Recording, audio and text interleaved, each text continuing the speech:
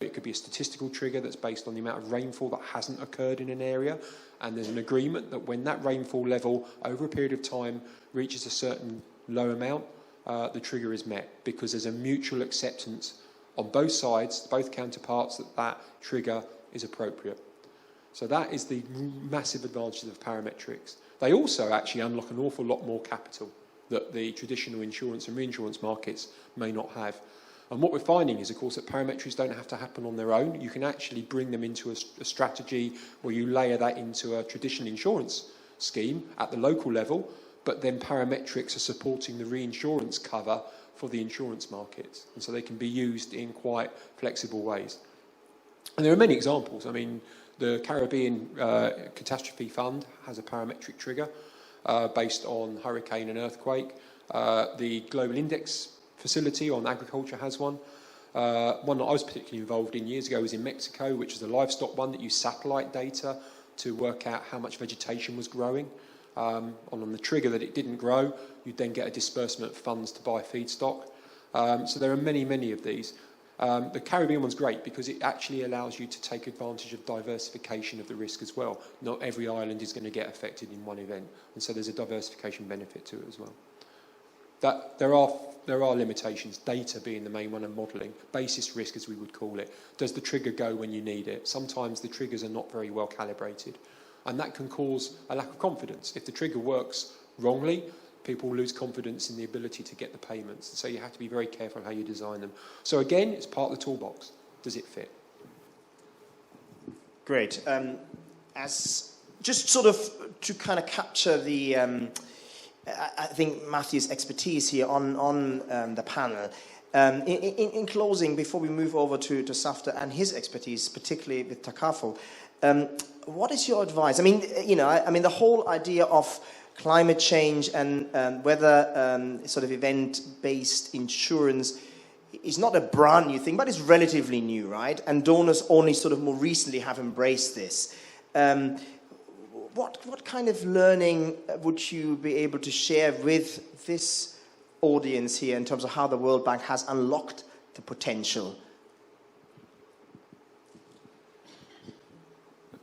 I think the world, as I said, is changing rapidly. I was just talking to an old friend and colleague at the coffee break about how the insurance market, for instance, its risk appetite changes significantly depending on situations.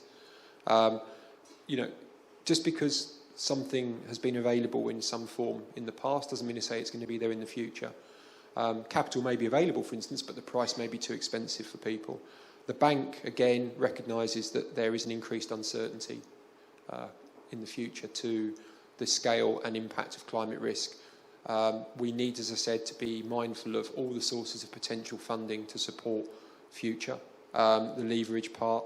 And clearly it isn't just about climate change, it's about the vulnerability and exposure change as well. Urbanisation being a critical one. And as in my area, infrastructure growth. You build infrastructure, that increases vulnerability potentially. So you've got to be mindful of that. I'd say I can't do crystal balls. My wife always says that she'd always do the opposite of what I thought the future looked like. It's just a thing. I'm not very good at it. But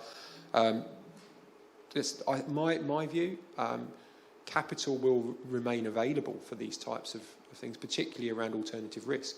But it's being able to unlock it, as you said, most effectively at the price that's needed, and to be mindful that there is a limited resource in countries to deal with this. Thank you, Matthew. I think that was a very good sort of opening now for Safder to come in.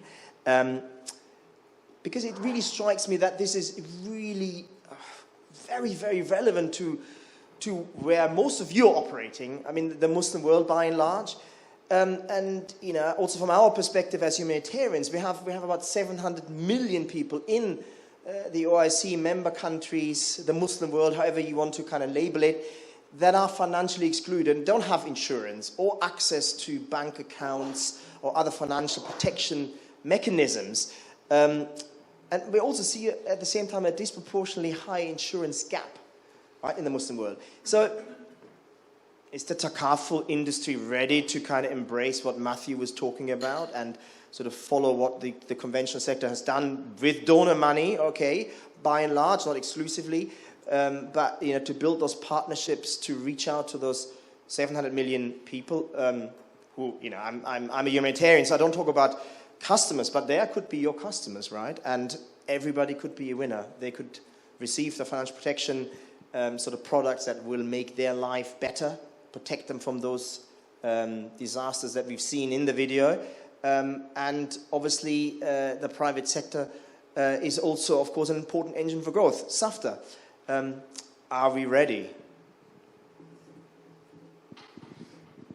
I think I'll take a step back and try and understand the potential solutions to this issue vis-a-vis social inclusion. Now, we just heard about layering as potential solutions. And a lot of what I'll be talking about today and sharing some statistics with you is based on the Micro Insurance Center of Excellence that Milliman set up 2-3 years ago, primarily to deal with this very challenge that we face. And now, when it comes to layering, we heard about the climate changes and the catastrophe risks out there.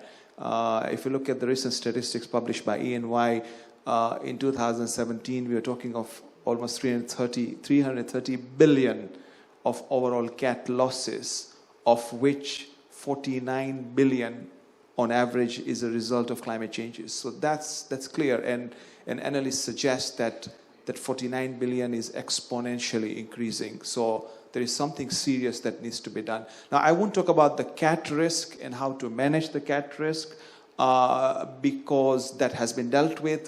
This is the role of Lloyds, this is the role of reinsurance players, this is the role of re-takaful players who have that large capacity and capital to manage that component of it. And as was mentioned earlier, there are layers to that. I'll be talking about the lower layer, which is related to social inclusion. And this is where micro takaful or micro insurance can play a critical role. Yesterday we talked about what is the unique value proposition of takaful. Probably this is where takaful can be a game changer potentially. Okay, and I'm still going to caveat that because we need some reality checks. That's why I said I'm taking a step back. So let's look at micro insurance to start with. Yeah, micro insurance is encouraged. The International Association of Insurance Supervisors, IIS, have defined microinsurance to be focused towards those at the lower end of the segment, to include them within the insurance penetration. But still, just look at the numbers. I mean, forget takaful.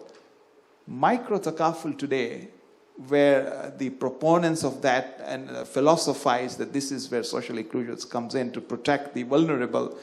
You're talking of only 280 million lives covered. You're talking of 700 million in the Muslim community. 280 million lives covered globally. You're talking of gross written premium in 2015 of only 829 million from 5 trillion of conventional premium that's written. You're talking of a penetration of almost 0% compared to the global insurance penetration of 6%. So you're starting from a zero base. Now, having said that, where has that 829 million premium of micro insurance come from? They have come from a range of products. And if you analyze these products, a lot of these products are designed in a way that if you look at the value proposition of takaful, of ta'awuni, as the Quran says, ta'awuni ala al-birri wa taqwa, you have that mutual component of solidarity with each other. You find those ethos in these products. So we look at life products, which dominates the micro insurance space: credit life, non-credit life, personal accident cover. When you look at health micro insurance, you find again the penetration is higher than the rest of the product. But in terms of climate change in areas where there is vulnerability for people who are on the ground, the farmers, those taking care of the livestock, the entire lifeline depends on climatic conditions. Agricultural insurance, crop insurance, property and casualty, it's very, very small. And this is where we have seen that there is an enormous opportunity to optimize and capitalize from both a micro insurance perspective and a micro takaful perspective. The challenge obviously is commercial viability. This is where the critical point. Now I'll give you a few success stories that we have come across. We have either worked explicitly or implicitly, or others have worked in partnership with all these global organizations, including the World Bank, including the Gates and Melinda Foundation. I distinctly recall when I was at Swiss Re, Gates Foundation has a philosophy that we don't just pump in money on charity basis. We pump in money to support the underprivileged, we bring in social inclusion, but our ultimate goal is to make it commercially viable. So what they did is they came to Swiss Re, they came to us at that point in time, and they said, look, we want to support micro health in a town in Pakistan, in Hunza, northwest frontier province.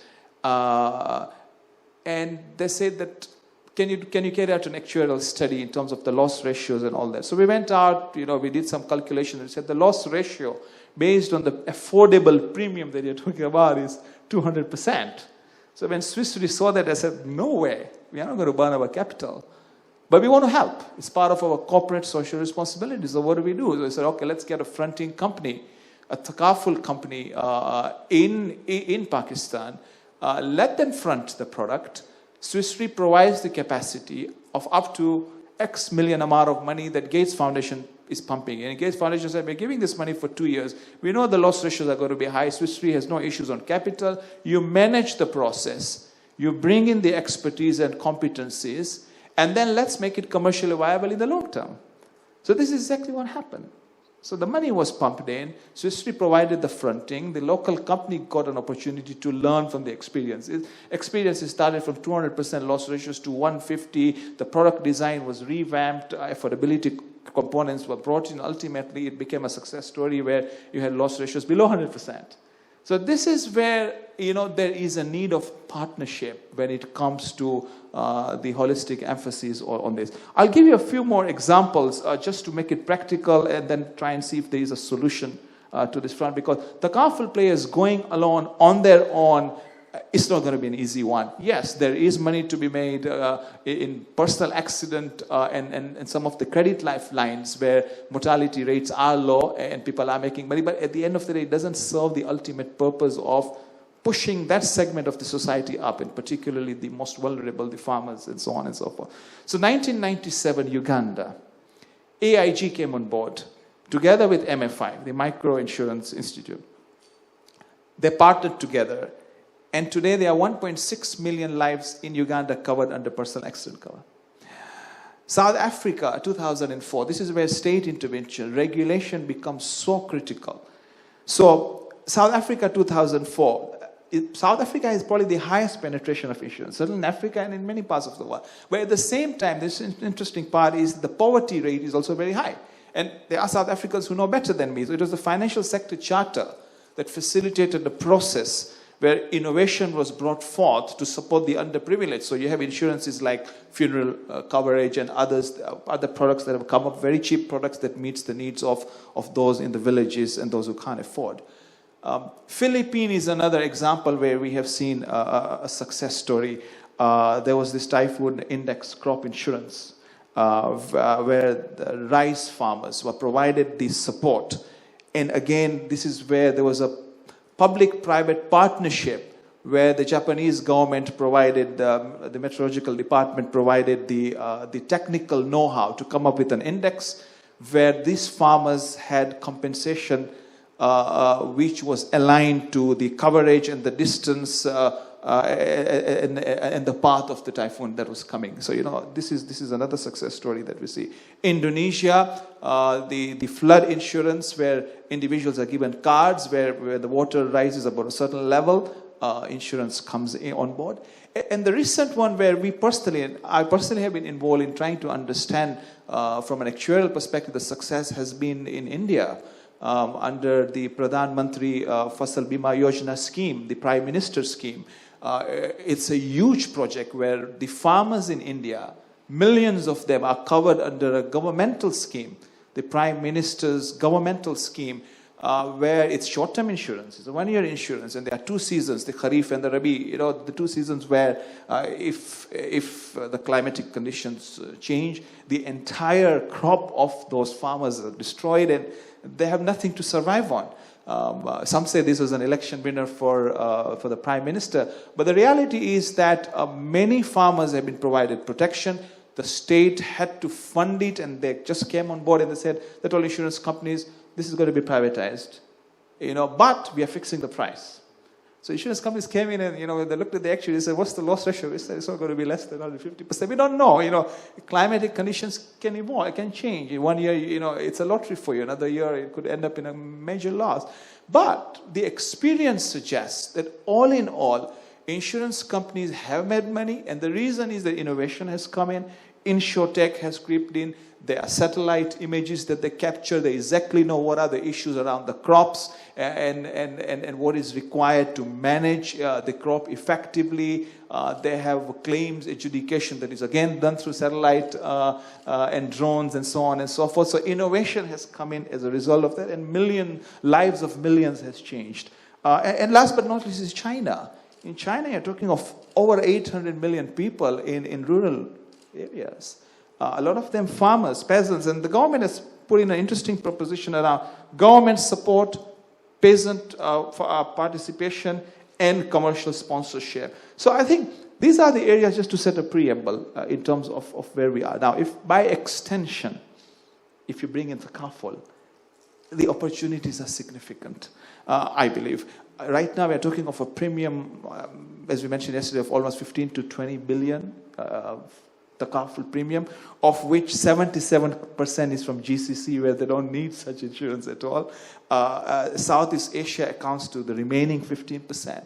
If you look at Malaysia, for example, the life Thaqaful penetration is only 0.3%. The general Thaqaful is only 0.2%, a lot lower than the conventional one. If you look at Indonesia, where there's a huge market and opportunity for such products, you're talking of life Thaqaful penetration of 0.07%. So, we are starting from a zero level. So this is where I humbly feel that there is a potential opportunity, but the commercial viability is critical. In Indonesia, I distinctly recall working with Allianz Group and Prudential. They have hundreds of thousands of agents selling small policies to individuals on small ticket sizes, and there is enthusiasm for people to go and buy, and there are certain affinity groups that get together like mutuals, say we want to support our community or our mosque or our institutions, and let's see how we can come up with those small products. But to summarize, really, I think there are opportunities. It's just a question of tapping in. We need to have the relevant mindset to go forward, and I was inspired last night when Mahmoud Akub mentioned in the speech that let's think big and take the Thaqaful proposition to the next level of maturity. I think this is one avenue for that. So we are exemplifying sharing here with the microphone. I think lots of stuff there for the audience to think about. You mentioned, of course, the GCC. Well, of course, that sort of insurance product that Matthew talked about isn't really required there. But it's interesting to note that now the UAE actually has overtaken the USA in terms of overseas development aid per capita. So you actually see, because we talked earlier on about that sort of nexus, the relationship between the kind of global players like the World Bank, donor agencies from wealthy countries, right, and the private sector. So suddenly we actually have we do see a change of the mix, really, because the UAE, well, as I said, has overtaken the US in terms of contributions made per capita to development and relief, if you like. Who are the other players, if you like, that would be important to kind of, now taking sort of Matthew's if you like, partnership model, who are the players, Safder, within the OIC countries that we really might want to sort of have in the conversation? Because that's what Matthew is saying, we need to have that dialogue. Who are the main kind of players who would be really important in terms of building that Thaqaful market? the opportunities are plentiful. We got plenty of, I see those 700 million. Yes, there are people who we, from a humanitarian perspective, call beneficiaries, but they're actually your potential customers, right? How are we bringing them into the loop? I think this is a good point. Again, we heard last night that you're talking of the level of zakat given by the Muslim community globally. Was it almost $1 trillion or something? Yeah. Mohamed mentioned about $1 trillion. I mean, this is huge. This is massive. Now, I'm not a Sharia scholar here, again, to say, can those zakat funds be invested in such a profound way that gives a perpetual income towards such issues? I don't know. The Organization of Islamic Conferences that constitutes more than 50 member states, I think is a good forum for such projects because I have seen some of those projects that were facilitated through Turkey that have come on board on Takaful. And the Islamic Development Bank right now, for example, finances some of these projects.